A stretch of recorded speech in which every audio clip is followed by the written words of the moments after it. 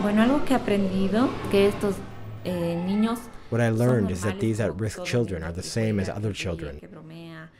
Tal vez They lo play, they único, la laugh, única they joke. dificultad es que eh, The only challenge is nosotros that they por haven't tener had un the tipo same de educación no nos opportunities. han enseñado ciertas normas, pero These ellos no han children tenido are esa faced with oportunidad, life. entonces They search for ways to ellos survive or relate to their enfrentan la vida, friends that ¿no? are Y faced with the buscan las same maneras de challenges to get cómo ahead. sobrevivir, subsistir o relacionarse con compañeros que tienen la misma It's something I problemática para like salir because adelante. these young Entonces, people are much es more algo independent que me and they gusta are porque able to make los pequeños son decisions. más independientes y ellos On the pueden other pensar hand, ellos there mismos. are En cambio, other hay otro children that niño que have quiere money, tendrá dinero that y have no their los papás, parents, pero se but they are nota que dependent tienen on their una parents. dependencia hacia sus papás, ¿no? And so it's Y es interesting, interesante these two esas dos realities. realidades, niños de la misma edad, Children of the con same las age, mismas with the same características characteristics de as niños, kids, pero but with con this esa responsibility. responsabilidad. We drive to Betanzos, a picturesque town that lies between Sucre and the mining town of Potosí. Here I learn about another reality for young people. Not all lack work opportunities or money. Many from Betanzos, like 17-year-old Adrian David, go regularly to Argentina to work. He explains their challenges this way. Right now, young people want to spend their money on what they want. But in these courses in business, I learned how to save.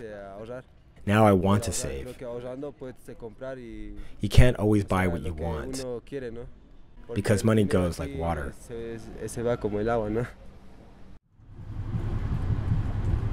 On our way to the village of Kivi Kivi Alta, our taxi gets stuck in a rut in the dirt road.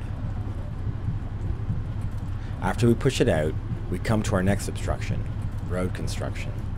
We leave the taxi and walk the last few kilometers into town.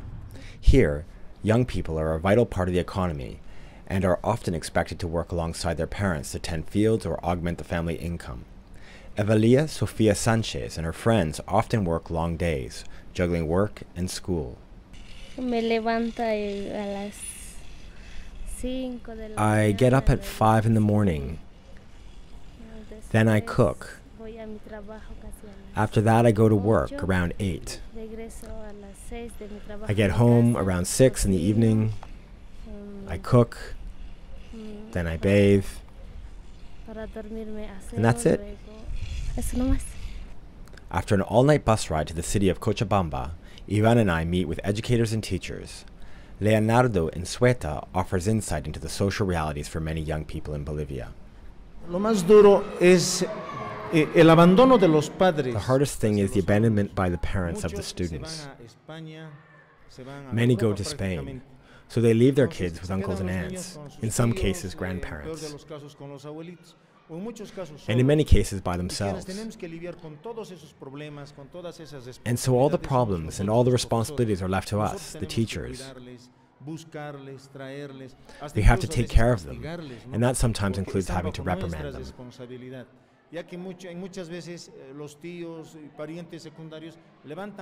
Many times their relatives throw their hands in the air and say, "Fine, your father sent 100 euros.